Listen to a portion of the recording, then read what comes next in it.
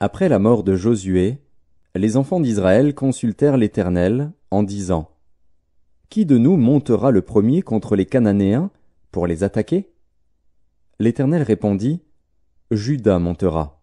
Voici, j'ai livré le pays entre ses mains. Et Juda dit à Siméon, son frère: Monte avec moi dans le pays qui m'est échu par le sort, et nous combattrons les Cananéens. J'irai aussi avec toi dans celui qui t'est tombé en partage. Et Siméon alla avec lui. Juda monta, et l'Éternel livra entre leurs mains les Cananéens et les Phéréziens. Ils battirent 10 000 hommes à Bézek. Ils trouvèrent Adoni-Bézek à Bézek, ils l'attaquèrent, et ils battirent les Cananéens et les Phéréziens. Adoni-Bézek prit la fuite. Mais ils le poursuivirent et le saisirent, et ils lui coupèrent les pouces des mains et des pieds. Adoni-Bézek dit: 70 rois, ayant les pouces des mains et des pieds coupés, ramassaient sous ma table. Dieu me rend ce que j'ai fait. On l'emmena à Jérusalem, et il y mourut. Les fils de Juda attaquèrent Jérusalem et la prirent. Ils la frappèrent du tranchant de l'épée et mirent le feu à la ville. Les fils de Juda descendirent ensuite pour combattre les Cananéens qui habitaient la montagne, la contrée du Midi et la plaine.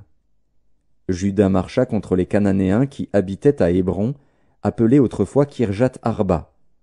Et il battit Shéshaï, Aïman et Talmaï. De là il marcha contre les habitants de Débir. Débir s'appelait autrefois Kirjat Sépher. Caleb dit: Je donnerai ma fille Aksa pour femme à celui qui battra Kirjat Sépher et qui la prendra. Othniel, fils de Kénaz, frère cadet de Caleb, s'en empara. Et Caleb lui donna pour femme sa fille Aksa. Lorsqu'elle fut entrée chez Othniel, elle le sollicita de demander à son père un champ. Elle descendit de dessus son âne, et Caleb lui dit: Qu'as-tu? Elle lui répondit: Fais-moi un présent, car tu m'as donné une terre du Midi. Donne-moi aussi des sources d'eau. Et Caleb lui donna les sources supérieures et les sources inférieures. Les fils du Kénien, beau-père de Moïse, montèrent de la ville des palmiers, avec les fils de Juda, dans le désert de Juda au midi d'Arad, et ils allèrent s'établir parmi le peuple. Juda se mit en marche avec Siméon, son frère, et ils battirent les Cananéens qui habitaient à Tséphat. Ils dévouèrent la ville par interdit, et on l'appela Horma. Juda s'empara encore de Gaza et de son territoire, d'Ascalon et de son territoire, et d'Écron et de son territoire. L'Éternel fut avec Juda. Et Juda se rendit maître de la montagne, mais il ne put chasser les habitants de la plaine, parce qu'ils avaient des chars de fer. On donna Hébron à Caleb, comme l'avait dit Moïse, et il en chassa les 3 fils d'Anak. Les fils de Benjamin ne chassèrent point les Jébusiens qui habitaient à Jérusalem. Et les Jébusiens ont habité jusqu'à ce jour dans Jérusalem avec les fils de Benjamin. La maison de Joseph monta aussi contre Béthel, et l'Éternel fut avec eux. La maison de Joseph fit explorer Béthel, qui s'appelait autrefois Luz. Les gardes virent un homme qui sortait de la ville, et ils lui dirent: Montre-nous par où nous pourrons entrer dans la ville, et nous te ferons grâce. Il leur montra par où ils pourraient entrer dans la ville. Et ils frappèrent la ville du tranchant de l'épée. Mais ils laissèrent aller cet homme et toute sa famille. Cet homme se rendit dans le pays des Hétiens. Il bâtit une ville, et lui donna le nom de Luz, nom qu'elle a porté jusqu'à ce jour. Manassé ne chassa point les habitants de Beth-Shéan et des villes de son ressort, de Tahanak et des villes de son ressort, de Dor et des villes de son ressort, de Gibléam et des villes de son ressort, de Megiddo et des villes de son ressort. Et les Cananéens voulurent rester dans ce pays. Lorsqu'Israël fut assez fort, il assujettit les Cananéens à un tribut, mais il ne les chassa point. Éphraïm ne chassa point les Cananéens qui habitaient à Gézer, et les Cananéens habitèrent au milieu d'Éphraïm à Gézer. Zabulon ne chassa point les habitants de Kitron, ni les habitants de Nahalol. Et les Cananéens habitèrent au milieu de Zabulon, mais ils furent assujettis à un tribut. Azer ne chassa point les habitants d'Akko, ni les habitants de Sidon, ni ceux d'Aklal, d'Akzib, de Helba, d'Afik et de Rehob. Et les Azérites habitèrent au milieu des Cananéens, habitants du pays, car ils ne les chassèrent point. Nephtali ne chassa point les habitants de Beth-Shemesh, ni les habitants de Beth-Anath, et il habita au milieu des Cananéens, habitants du pays, mais les habitants de Beth-Shemesh et de Beth-Anath furent assujettis à un tribut. Les Amoréens repoussèrent dans la montagne les fils de Dan, et ne les laissèrent pas descendre dans la plaine. Les Amoréens voulurent rester à Ar-Hérès, à Ajalon et à Shaalbim, mais la main de la maison de Joseph s'appesantit sur eux, et ils furent assujettis à un tribut. Le territoire des Amoréens s'étendait depuis la montée d'Akrabim, depuis Séla, et en dessus. Un envoyé de l'Éternel monta de Gilgal à Bokim, et dit, « Je vous ai fait monter hors d'Égypte, et je vous ai amené dans le pays que j'ai juré à vos pères de vous donner. J'ai dit, jamais je ne romprai mon alliance avec vous. Et vous, vous ne traiterez point alliance avec les habitants de ce pays, vous renverserez leurs autels. Mais vous n'avez point obéi à ma voix. Pourquoi avez-vous fait cela? J'ai dit alors, je ne les chasserai point devant vous, mais ils seront à vos côtés, et leurs dieux vous seront un piège. Lorsque l'envoyé de l'Éternel eut dit ces paroles à tous les enfants d'Israël, le peuple éleva la voix et pleura. Ils donnèrent à ce lieu le nom de Bokim, et ils y offrirent des sacrifices à l'Éternel. Josué renvoya le peuple, et les enfants d'Israël allèrent chacun dans son héritage pour prendre possession du pays. Le peuple servit l'Éternel pendant toute la vie de Josué, et pendant toute la vie des anciens qui survécurent à Josué et qui avaient vu toutes les grandes choses que l'Éternel avait faites en faveur d'Israël. Josué, fils de Nun, serviteur de l'Éternel, mourut âgé de 110 ans. On l'ensevelit dans le territoire qu'il avait eu en partage, à Timnath-Hérès, dans la montagne d'Éphraïm, au nord de la montagne de Gaash. Toute cette génération fut recueillie auprès de ses pères, et il s'éleva après elle une autre génération qui ne connaissait point l'Éternel, ni ce qu'il avait fait en faveur d'Israël. Les enfants d'Israël firent alors ce qui déplaît à l'Éternel, et ils servirent les Baals. Ils abandonnèrent l'Éternel, le Dieu de leur père, qui les avait fait sortir du pays d'Égypte, et ils allèrent après d'autres dieux d'entre les dieux des peuples qui les entouraient. Ils se prosternèrent devant eux, et ils irritèrent l'Éternel. Ils abandonnèrent l'Éternel, et ils servirent Baal et les Astartés. La colère de l'Éternel s'enflamma contre Israël. Il les livra entre les mains de pillards qui les pillèrent, il les vendit entre les mains de leurs ennemis d'alentour, et ils ne purent plus résister à leurs ennemis. Partout où ils allaient, la main de l'Éternel était contre eux pour leur faire du mal, comme l'Éternel l'avait dit, comme l'Éternel le leur avait juré. Ils furent ainsi dans une grande détresse. L'Éternel suscita des juges, afin qu'ils les délivrassent de la main de ceux qui les pillaient. Mais ils n'écoutèrent pas même leurs juges, car ils se prostituèrent à d'autres dieux, se prosternèrent devant eux. Ils se détournèrent promptement de la voie qu'avait suivie leur père, et ils n'obéirent point comme eux au commandement de l'Éternel. Lorsque l'Éternel leur suscitait des juges, l'Éternel était avec le juge, et il les délivrait de la main de leurs ennemis pendant toute la vie du juge. Car l'Éternel avait pitié de leurs gémissements contre ceux qui les opprimaient et les tourmentaient. Mais, à la mort du juge, ils se corrompaient de nouveau plus que leur père, en allant après d'autres dieux pour les servir et se prosterner devant eux, et ils persévéraient dans la même conduite et le même endurcissement. Alors la colère de l'Éternel s'enflamma contre Israël, et il dit, « Puisque cette nation a transgressé mon alliance que j'avais prescrite à ses pères, et puisqu'ils n'ont point obéi à ma voix, je ne chasserai plus devant eux aucune des nations que Josué laissa quand il mourut. C'est ainsi que je mettrai par elles Israël à l'épreuve, pour savoir s'ils prendront garde ou non de suivre la voie de l'Éternel, comme leurs pères y ont pris garde. » Et l'Éternel laissa en repos ces nations qu'il n'avait pas livrées entre les mains de Josué, et il ne se hâta point de les chasser. Voici les nations que l'Éternel laissa pour éprouver par elles Israël, tous ceux qui n'avaient pas connu toutes les guerres de Canaan. Il voulait seulement que les générations des enfants d'Israël connussent et apprissent la guerre, ceux qui ne l'avaient pas connue auparavant.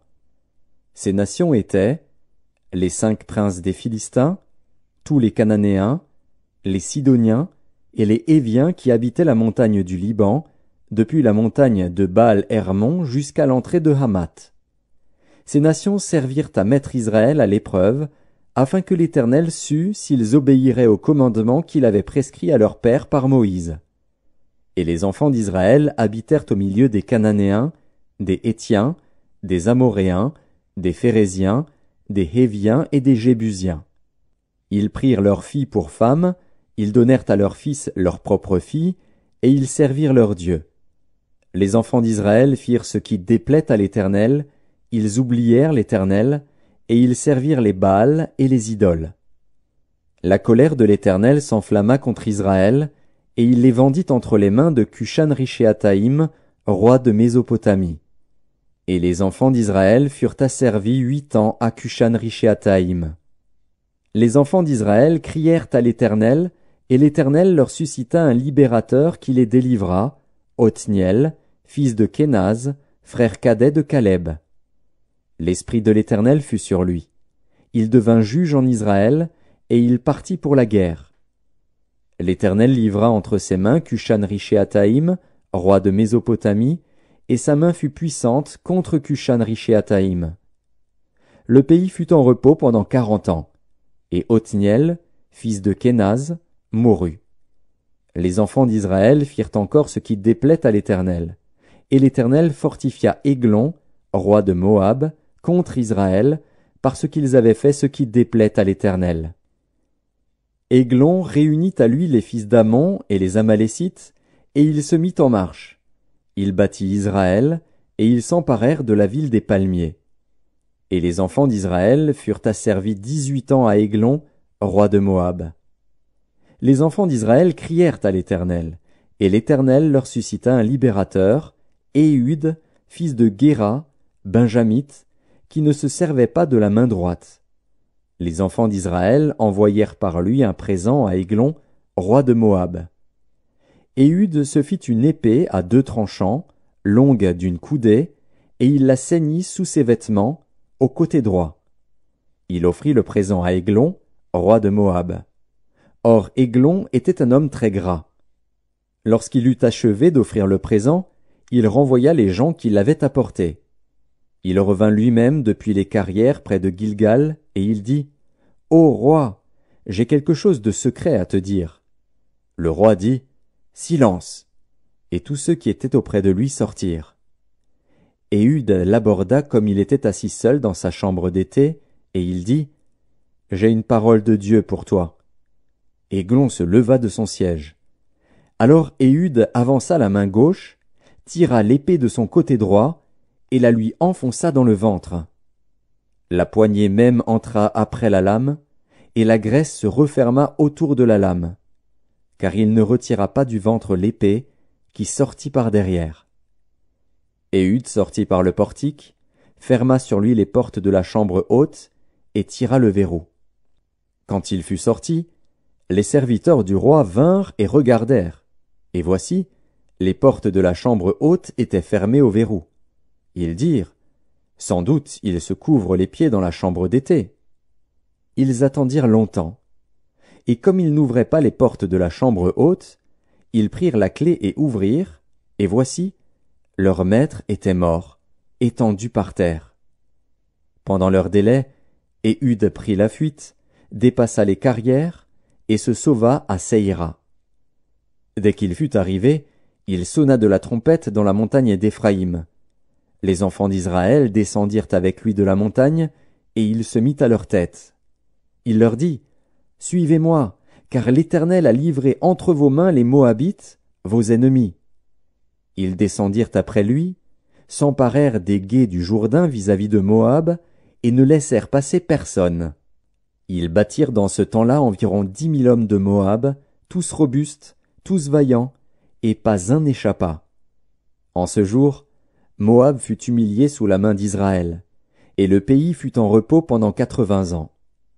Après lui, il y eut Shamgar, fils d'Anath. Il battit 600 hommes des Philistins avec un aiguillon à bœuf. Et lui aussi fut un libérateur d'Israël. Les enfants d'Israël firent encore ce qui déplaît à l'Éternel, après qu'Éhud fut mort. Et l'Éternel les vendit entre les mains de Jabin, roi de Canaan, qui régnait à Hatsor. Le chef de son armée était Sisera, et habitait à Haroshet-Goïm. Les enfants d'Israël crièrent à l'Éternel, car Jabin avait 900 chars de fer, et il opprimait avec violence les enfants d'Israël depuis 20 ans. Dans ce temps-là, Déborah, prophétesse, femme de Lapidoth, était juge en Israël. Elle siégeait sous le palmier de Déborah, entre Rama et Béthel, dans la montagne d'Éphraïm.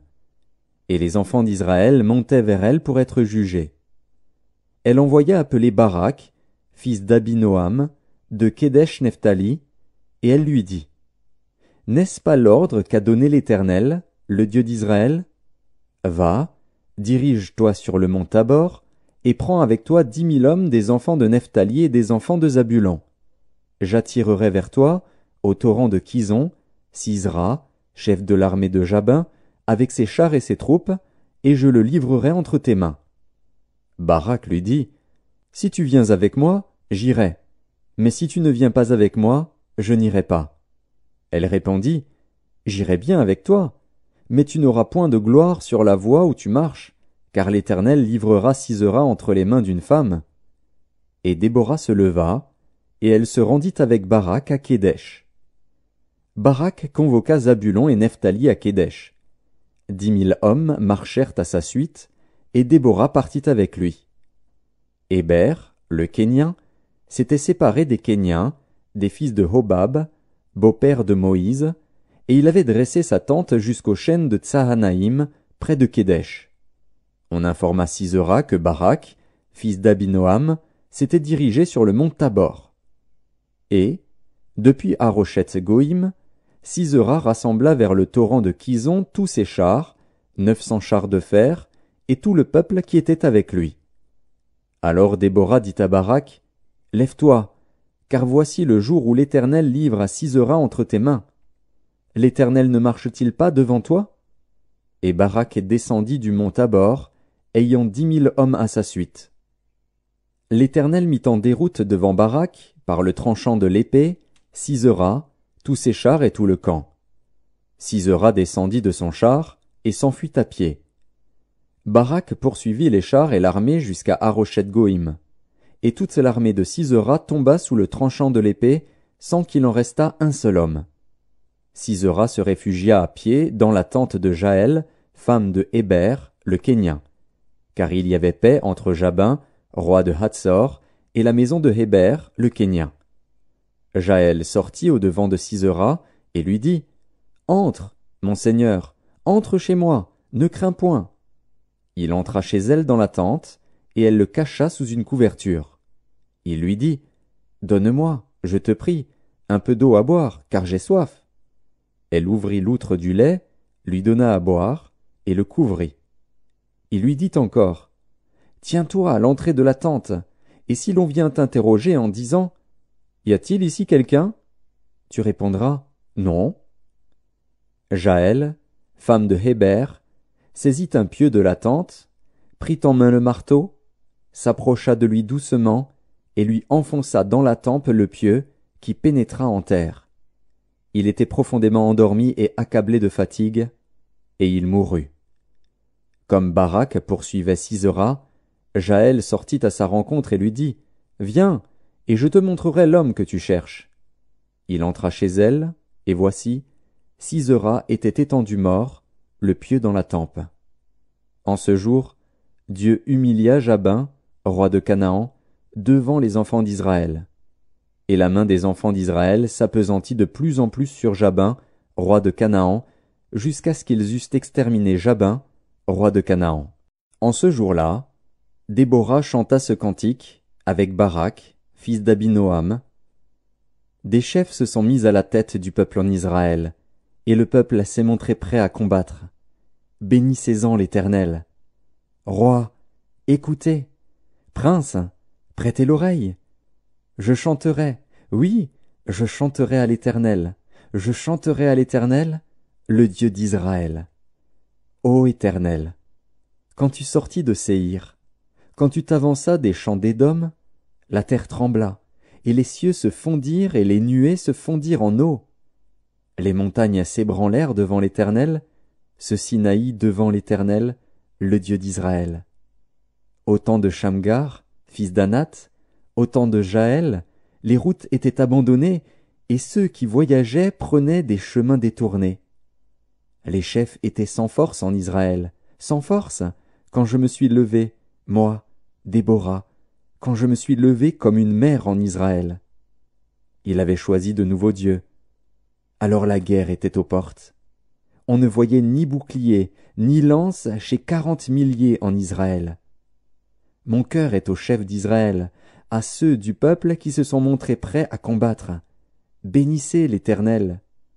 Vous qui montez de blanches ânesses, vous qui avez pour siège des tapis, et vous qui marchez sur la route, chantez. Que de leur voix les archers, du milieu des abreuvoirs, célèbrent les bienfaits de l'Éternel, les bienfaits de son conducteur en Israël. Alors le peuple de l'Éternel descendit aux portes. Réveille-toi, réveille-toi, Déborah. Réveille-toi, réveille-toi, dis un cantique. Lève-toi, Barak, et emmène tes captifs, fils d'Abinoam. Alors un reste du peuple triompha des puissants, l'Éternel me donna la victoire sur les héros. D'Éphraïm arrivèrent les habitants d'Amalek. À ta suite marcha Benjamin parmi ta troupe. De Makir vinrent des chefs, et de Zabulon des commandants. Les princes d'Issachar furent avec Déborah, et Issachar suivit Barak. Il fut envoyé sur ses pas dans la vallée. Près des ruisseaux de Ruben, grandes furent les résolutions du cœur. Pourquoi es-tu resté au milieu des étables à écouter le bêlement des troupeaux? Au ruisseau de Ruben, grandes furent les délibérations du cœur. Galaad, au-delà du Jourdain, n'a pas quitté sa demeure. Pourquoi Dan s'est-il tenu sur les navires? Azer s'est assis sur le rivage de la mer et s'est reposé dans ses ports. Zabulon est un peuple qui affronta la mort, et Nephtali de même, sur les hauteurs des champs. Les rois vinrent, ils combattirent, alors combattirent les rois de Canaan, à Tahanak, aux eaux de Megiddo. Ils ne remportèrent nul butin, nul argent. Des cieux ont combattu, de leurs sentiers les étoiles combattirent contre Sisera. Le torrent de Kison les a entraînés, le torrent des anciens temps, le torrent de Kison. Mon âme, foule aux pieds les héros. Alors les talons des chevaux retentirent, à la fuite précipités de leurs guerriers. Maudissez Mérose, dit l'ange de l'Éternel, maudissez, maudissez ses habitants, car ils ne vinrent pas au secours de l'Éternel, parmi les hommes vaillants. Bénie soit entre les femmes Jaël, femme de Héber, le Kénien. Bénie soit-elle entre les femmes qui habitent sous les tentes. Il demanda de l'eau, elle a donné du lait, dans la coupe d'honneur elle a présenté de la crème. D'une main elle a saisi le pieu, et de sa droite le marteau des travailleurs. Elle a frappé Sisera, lui a fendu la tête, fracassé et transpercé la tempe. Au pied de Jaël il s'est affaissé, il est tombé, il s'est couché. À ses pieds il s'est affaissé, il est tombé. Là où il s'est affaissé, là il est tombé sans vie. Par la fenêtre, à travers le treillis, la mère de Sisera regarde, et s'écrie: Pourquoi son char tarde-t-il à venir? Pourquoi ses chars vont-ils si lentement? Les plus sages d'entre ces femmes lui répondent, et elle se répond à elle-même: Ne trouve-t-il pas du butin? Ne le partage-t-il pas? Une jeune fille, 2 jeunes filles par homme, du butin en vêtements de couleur pour Sisera, du butin en vêtements de couleur, brodé, un vêtement de couleur, 2 vêtements brodés, pour le cou du vainqueur. Périssent ainsi tous tes ennemis, ô Éternel. Ceux qui l'aiment sont comme le soleil, quand il paraît dans sa force. Le pays fut en repos pendant 40 ans. Les enfants d'Israël firent ce qui déplaît à l'Éternel, et l'Éternel les livra entre les mains de Madian pendant 7 ans. La main de Madian fut puissante contre Israël. Pour échapper à Madian, les enfants d'Israël se retiraient dans les ravins des montagnes, dans les cavernes et sur les rochers fortifiés. quand Israël avait semé, Madian montait avec Amalek et les fils de l'Orient, et ils marchaient contre lui. Ils campaient en face de lui, détruisaient les productions du pays jusque vers Gaza, et ne laissaient en Israël ni vivres, ni brebis, ni bœufs, ni ânes. Car ils montaient avec leurs troupeaux et leurs tentes, ils arrivaient comme une multitude de sauterelles, ils étaient innombrables, eux et leurs chameaux, et ils venaient dans le pays pour le ravager. Israël fut très malheureux à cause de Madian, et les enfants d'Israël crièrent à l'Éternel. Lorsque les enfants d'Israël crièrent à l'Éternel au sujet de Madian, l'Éternel envoya un prophète aux enfants d'Israël. Il leur dit, « Ainsi parle l'Éternel, le Dieu d'Israël. Je vous ai fait monter d'Égypte, et je vous ai fait sortir de la maison de servitude. Je vous ai délivrés de la main des Égyptiens et de la main de tous ceux qui vous opprimaient. Je les ai chassés devant vous, et je vous ai donné leur pays. Je vous ai dit, je suis l'Éternel, votre Dieu. Vous ne craindrez point les dieux des Amoréens, dans le pays desquels vous habitez. Mais vous n'avez point écouté ma voix. Puis vint l'ange de l'Éternel, et il s'assit sous le térébinthe d'Ophra, qui appartenait à Joas, de la famille d'Abiézer. Gédéon, son fils, battait du froment au pressoir, pour le mettre à l'abri de Madian.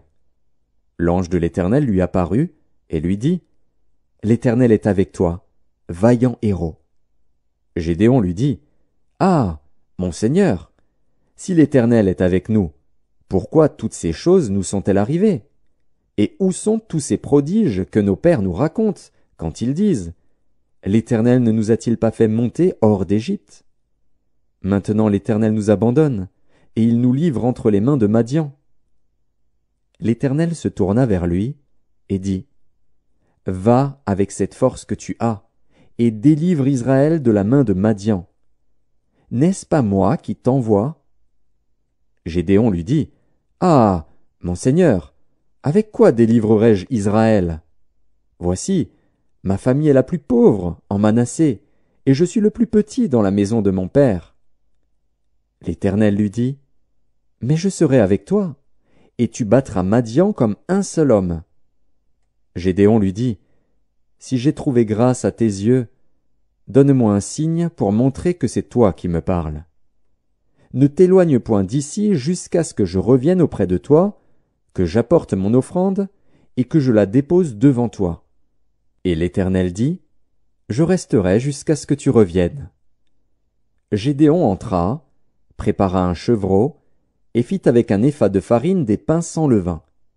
Il mit la chair dans un panier et le jus dans un pot, les lui apporta sous le térébinthe, et les présenta.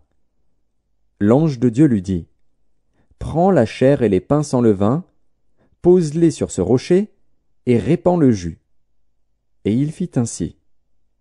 L'ange de l'Éternel avança l'extrémité du bâton qu'il avait à la main, et toucha la chair et les pains sans levain. Alors il s'éleva du rocher un feu qui consuma la chair et les pains sans levain. Et l'ange de l'Éternel disparut à ses yeux.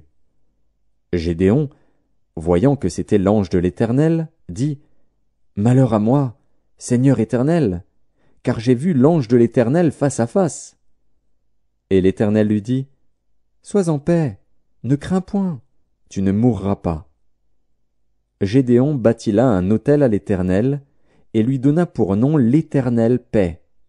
Il existe encore aujourd'hui à Ophra, qui appartenait à la famille d'Abiézer.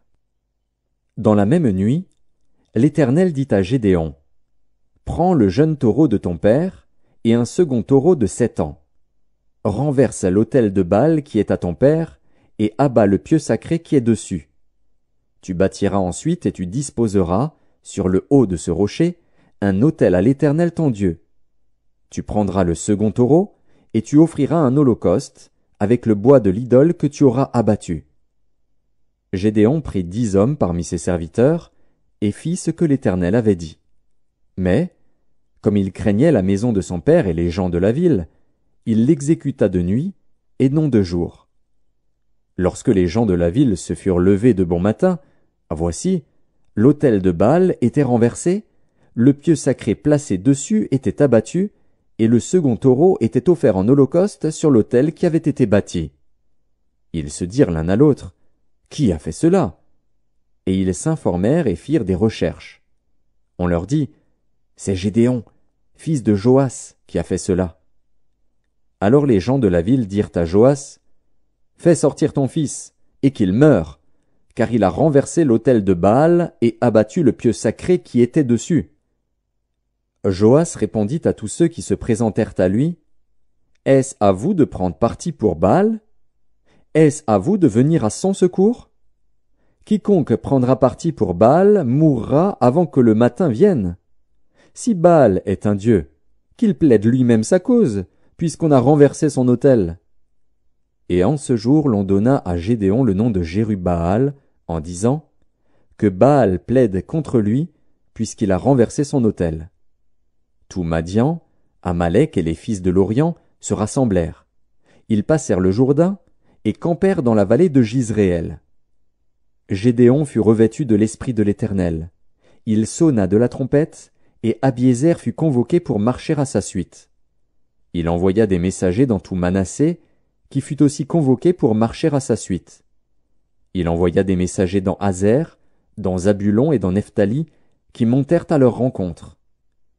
Gédéon dit à Dieu, « Si tu veux délivrer Israël par ma main, comme tu l'as dit, voici, je vais mettre une toison de laine dans l'air.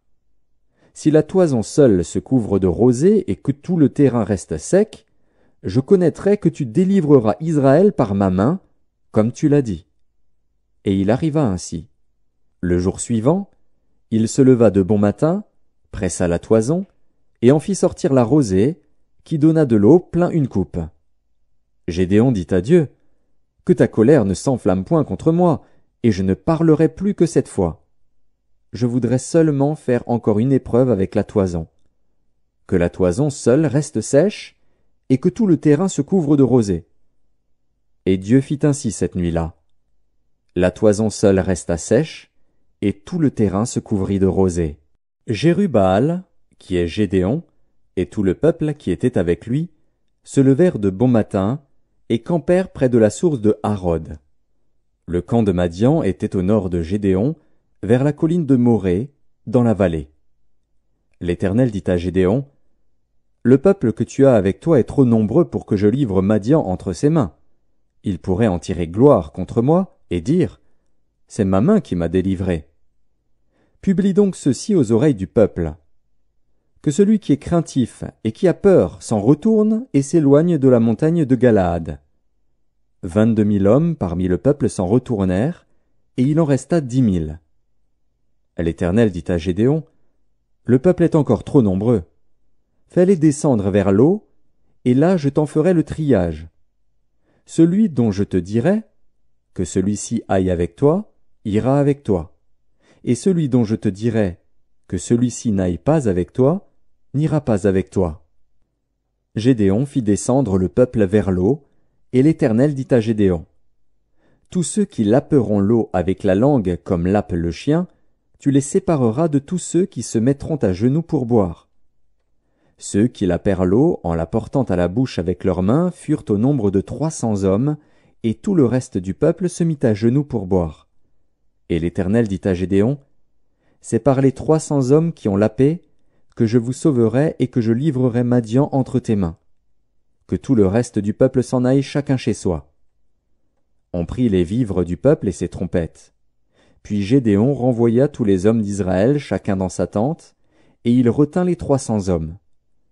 Le camp de Madian était au-dessous de lui dans la vallée. L'Éternel dit à Gédéon pendant la nuit, « Lève-toi, descends au camp, car je l'ai livré entre tes mains.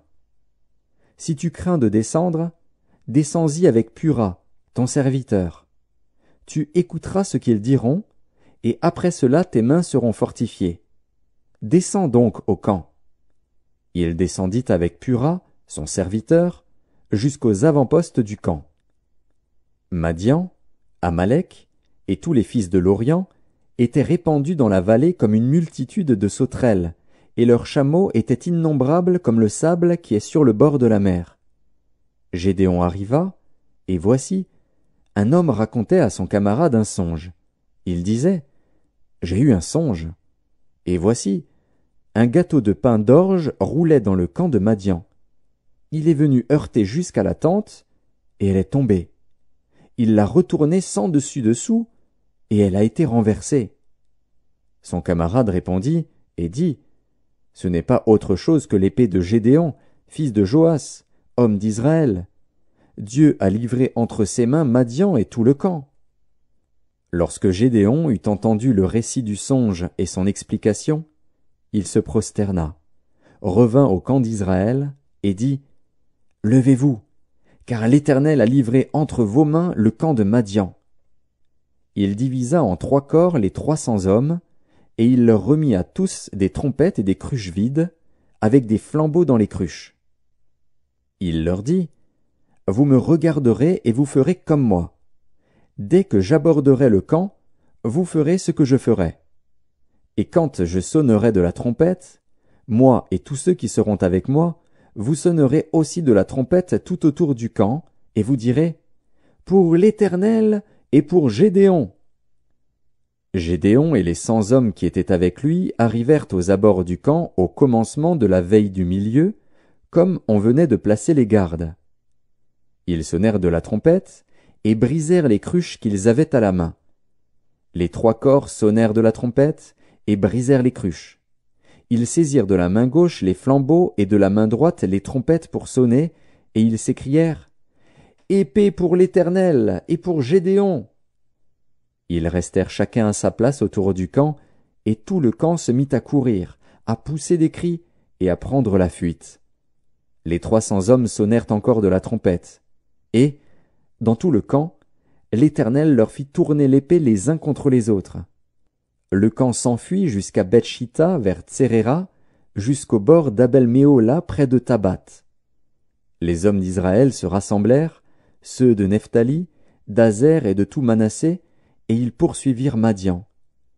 Gédéon envoya des messagers dans toute la montagne d'Éphraïm pour dire, « Descendez à la rencontre de Madian et coupez-leur le passage des eaux jusqu'à Beth-Bara et celui du Jourdain. » Tous les hommes d'Éphraïm se rassemblèrent et ils s'emparèrent du passage des eaux jusqu'à Beth-Bara et de celui du Jourdain. Ils saisirent 2 chefs de Madian, Oreb et Zib. Ils tuèrent Oreb au rocher d'Oreb, et ils tuèrent Zib au pressoir de Zib. Ils poursuivirent Madian, et ils apportèrent les têtes d'Oreb et de Zib à Gédéon de l'autre côté du Jourdain. Les hommes d'Éphraïm dirent à Gédéon, « Que signifie cette manière d'agir envers nous? Pourquoi ne pas nous avoir appelés quand tu es allé combattre Madian ?» Et ils eurent avec lui une violente querelle. Gédéon leur répondit, « Qu'ai-je fait en comparaison de vous? Le grappillage d'Éphraïm ne vaut-il pas mieux que la vendange d'Abiézer? C'est entre vos mains que Dieu a livré les chefs de Madian, Oreb et Zib. Qu'ai-je donc pu faire en comparaison de vous? » Lorsqu'il eut ainsi parlé, leur colère contre lui s'apaisa. Gédéon arriva au Jourdain, et il le passa, lui et les 300 hommes qui étaient avec lui, fatigués, mais poursuivant toujours.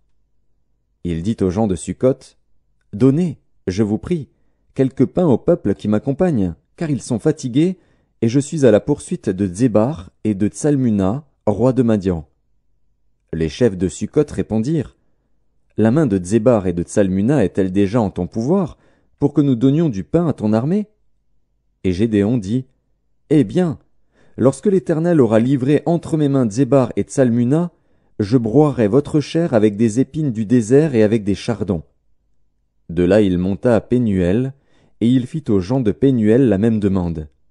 Ils lui répondirent comme avaient répondu ceux de Sukkot. Et il dit aussi aux gens de Pénuel, « Quand je reviendrai en paix, je renverserai cette tour. » Zébar et Tsalmuna étaient à Karkor et leur armée avec eux, environ 15 000 hommes, tous ceux qui étaient restés de l'armée entière des fils de l'Orient. 120 000 hommes tirant l'épée avaient été tués.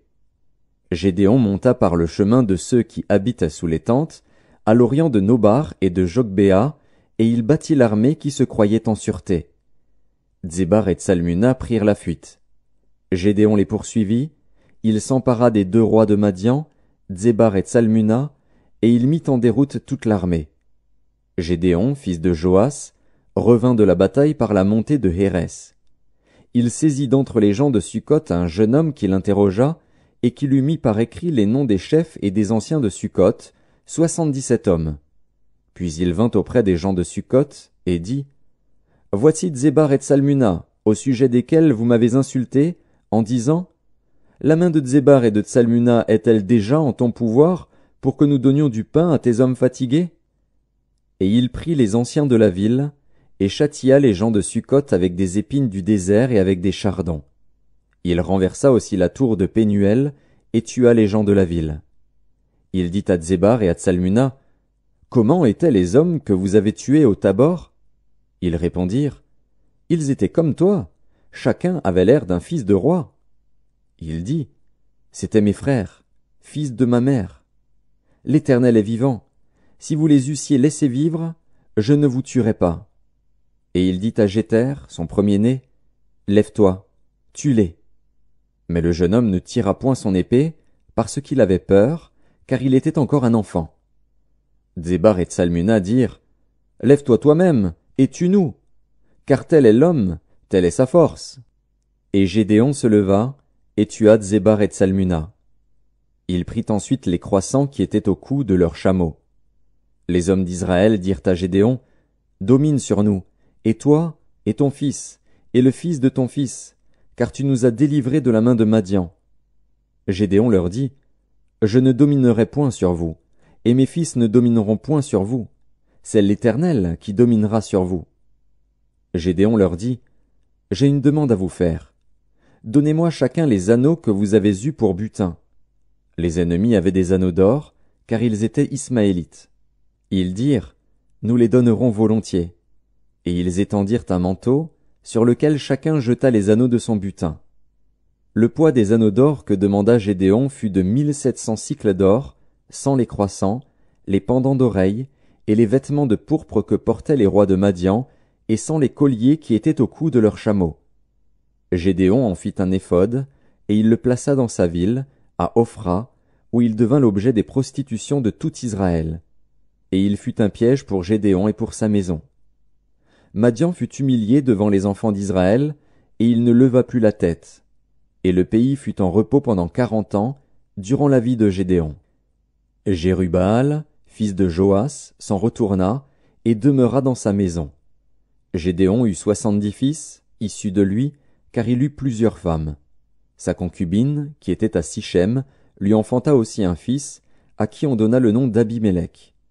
Gédéon, fils de Joas, mourut après une heureuse vieillesse, et il fut enterré dans le sépulcre de Joas, son père, à Ophra, qui appartenait à la famille d'Abiézer. Lorsque Gédéon fut mort, les enfants d'Israël recommencèrent à se prostituer au Baal, et ils prirent Baal-Bérith pour leur Dieu. Les enfants d'Israël ne se souvinrent point de l'Éternel, leur Dieu, qui les avait délivrés de la main de tous les ennemis qui les entouraient. Et ils n'eurent point d'attachement pour la maison de Jérubbaal, de Gédéon, après tout le bien qu'il avait fait à Israël. Abimélec, fils de Jérubbaal, se rendit à Sichem vers les frères de sa mère, et voici comment il leur parla, ainsi qu'à toute la famille de la maison du père de sa mère. Dites, je vous prie, aux oreilles de tous les habitants de Sichem. Vaut-il mieux pour vous que 70 hommes, tous fils de Jérubbaal, dominent sur vous, ou qu'un seul homme domine sur vous? Et souvenez-vous que je suis votre os et votre chair. Les frères de sa mère répétèrent pour lui toutes ces paroles aux oreilles de tous les habitants de Sichem, et leur cœur inclina en faveur d'Abimélec, car ils se disaient, c'est notre frère. Ils lui donnèrent 70 cycles d'argent, qu'ils enlevèrent de la maison de Baal-Bérith. Abimélec s'en servit pour acheter des misérables et des turbulents qui allèrent après lui. Il vint dans la maison de son père à Ophra, et il tua ses frères, fils de Jérubbaal, 70 hommes, sur une même pierre. Il n'échappa que Jotham, le plus jeune fils de Jérubbaal, car il s'était caché. Tous les habitants de Sichem et toute la maison de Mio se rassemblèrent, ils vinrent et proclamèrent roi Abimélec près du chêne planté dans Sichem. Jotham en fut informé. Il alla se placer sur le sommet de la montagne de Garizim, et voici ce qu'il leur cria à haute voix. Écoutez-moi, habitants de Sichem, et que Dieu vous écoute. Les arbres partirent pour aller oindre un roi et le mettre à leur tête. Ils dirent à l'olivier, « Règne sur nous. » Mais l'olivier leur répondit, « Renoncerai-je à mon huile, qui m'assure les hommages de Dieu et des hommes, pour aller planer sur les arbres ?» Et les arbres dirent au figuier, « Viens, toi, règne sur nous. » Mais le figuier leur répondit, « Renoncerai-je à ma douceur et à mon excellent fruit, pour aller planer sur les arbres ?» Et les arbres dirent à la vigne, « Viens, toi, règne sur nous. » Mais la vigne leur répondit, « Renoncerai-je à mon vin, qui réjouit Dieu et les hommes, pour aller planer sur les arbres ?»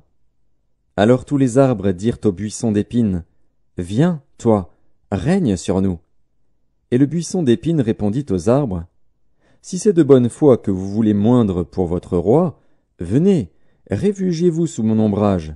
Sinon, un feu sortira du buisson d'épines et dévorera les cèdres du Liban. Maintenant, est-ce de bonne foi et avec intégrité que vous avez agi en proclamant roi Abimélec? Avez-vous eu de la bienveillance pour Jérubbaal et sa maison? L'avez-vous traité selon les services qu'il a rendus? Car mon père a combattu pour vous, il a exposé sa vie, et il vous a délivré de la main de Madian. Et vous, vous vous êtes levé contre la maison de mon père, vous avez tué ses fils, 70 hommes, sur une même pierre, et vous avez proclamé roi sur les habitants de Sichem Abimélec, fils de sa servante, parce qu'il est votre frère. Si c'est de bonne foi et avec intégrité qu'en ce jour vous avez agi envers Jérubbaal et sa maison, eh bien, qu'Abimélec fasse votre joie, et que vous fassiez aussi la sienne. Sinon, qu'un feu sorte d'Abimélec et dévore les habitants de Sichem et la maison de Mio, et qu'un feu sorte des habitants de Sichem et de la maison de Mio et dévore Abimélec. » Jotham se retira et prit la fuite.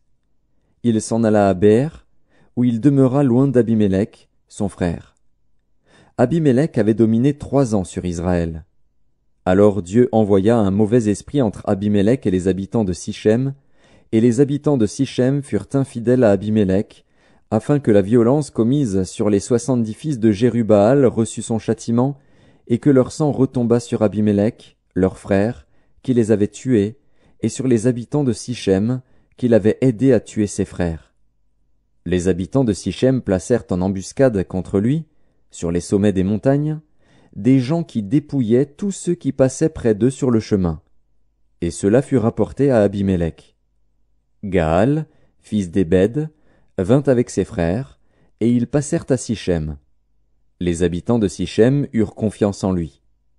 Ils sortirent dans la campagne, vendangèrent leurs vignes, foulèrent les raisins, et se livrèrent à des réjouissances. Ils entrèrent dans la maison de leur Dieu, ils mangèrent et burent, et ils maudirent Abimélec. Et Gaal, fils d'Ébed, disait, « Qui est Abimélec, et qu'est Sichem, pour que nous servions Abimélec? N'est-il pas fils de Jérubbaal, et Zébul n'est-il pas son commissaire? Servez les hommes de Hamor, père de Sichem. Mais nous, pourquoi servirions-nous Abimélec? Oh, si j'étais le maître de ce peuple, je renverserais Abimélec. » Et il disait d'Abimélec, « Renforce ton armée, mets-toi en marche. » Zébul, gouverneur de la ville, apprit ce que disait Gaal, fils d'Ébed, et sa colère s'enflamma. Il envoya secrètement des messagers à Abimélec pour lui dire, « Voici, Gaal, fils d'Ébed, et ses frères, sont venus à Sichem, et ils soulèvent la ville contre toi. Maintenant, pars de nuit, toi et le peuple qui est avec toi, et mets-toi en embuscade dans la campagne. Le matin, au lever du soleil, tu fondras avec impétuosité sur la ville. Et lorsque Gaal et le peuple qui est avec lui sortiront contre toi, tu lui feras ce que tes forces permettront. » Abimélec et tout le peuple qui était avec lui partirent de nuit, et ils se mirent en embuscade près de Sichem, divisés en 4 corps. Gaal, fils d'Ébed, sortit, et il se tint à l'entrée de la porte de la ville. Abimélec et tout le peuple qui était avec lui se levèrent alors de l'embuscade. Gaal aperçut le peuple, et il dit à Zébul, « Voici un peuple qui descend du sommet des montagnes. » Zébul lui répondit, « C'est l'ombre des montagnes que tu prends pour des hommes. » Gaal, reprenant la parole, dit, C'est bien un peuple qui descend des hauteurs du pays, et une troupe arrive par le chemin du chêne des devins. Zébul lui répondit, Où donc est ta bouche, toi qui disais, Qui est Abimélec pour que nous le servions? N'est-ce point là le peuple que tu méprisais?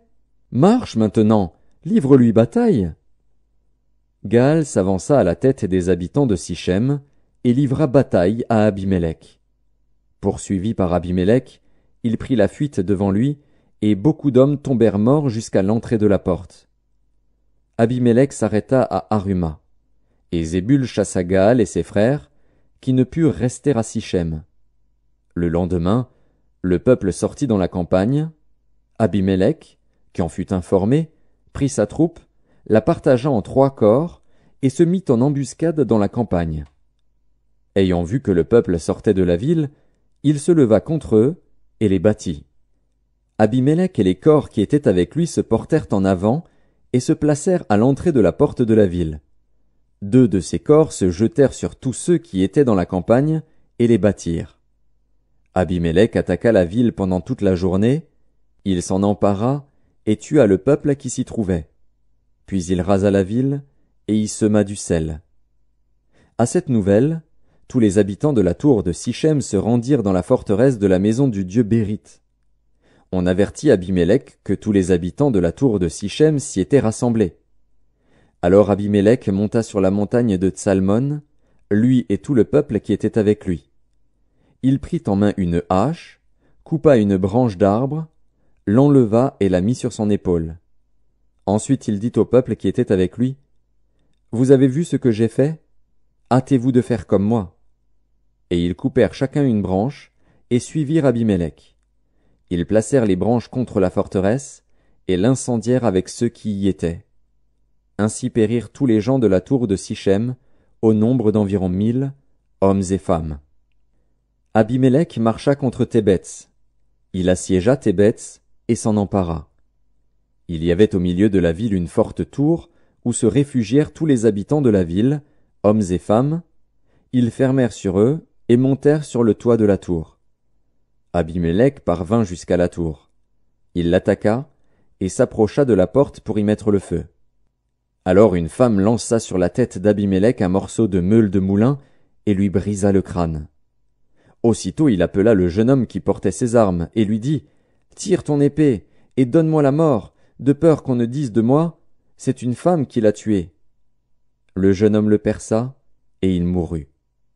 Quand les hommes d'Israël virent qu'Abimélec était mort, ils s'en allèrent chacun chez soi.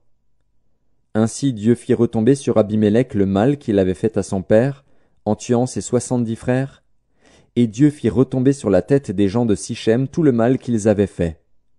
Ainsi s'accomplit sur eux la malédiction de Jotham, fils de Jérubbaal. Après Abimélec, Tola, fils de Pua, fils de Dodo, homme d'Issachar, se leva pour délivrer Israël. Il habitait à Shamir, dans la montagne d'Éphraïm. Il fut juge en Israël pendant 23 ans. Puis il mourut, et fut enterré à Shamir. Après lui, se leva Jaïr, le Galaadite, qui fut juge en Israël pendant 22 ans. Il avait 30 fils, qui montaient sur 30 ânons, et qui possédaient 30 villes, appelées encore aujourd'hui bourgs de Jaïr, et situées dans le pays de Galaad. Et Jaïr mourut, et fut enterré à Camon. Les enfants d'Israël firent encore ce qui déplaît à l'Éternel.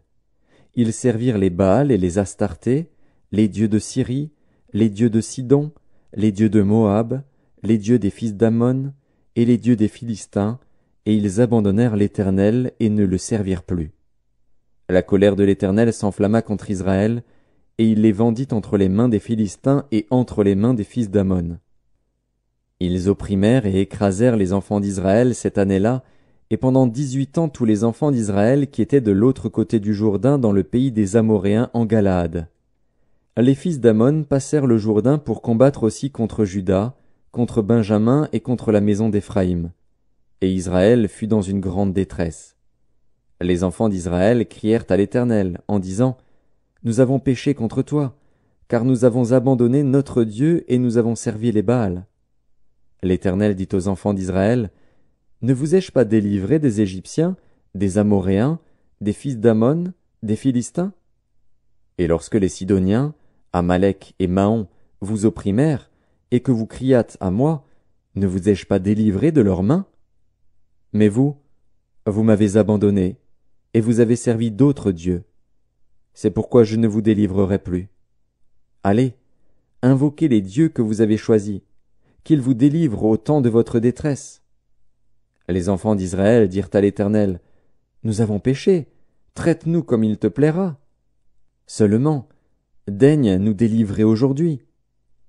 Et ils ôtèrent les dieux étrangers du milieu d'eux, et servirent l'Éternel, qui fut touché des maux d'Israël. Les fils d'Ammon se rassemblèrent et campèrent en Galaad, et les enfants d'Israël se rassemblèrent et campèrent à Mitzpa. Le peuple, les chefs de Galaad se dirent l'un à l'autre, Quel est l'homme qui commencera l'attaque contre les fils d'Ammon? Il sera chef de tous les habitants de Galaad.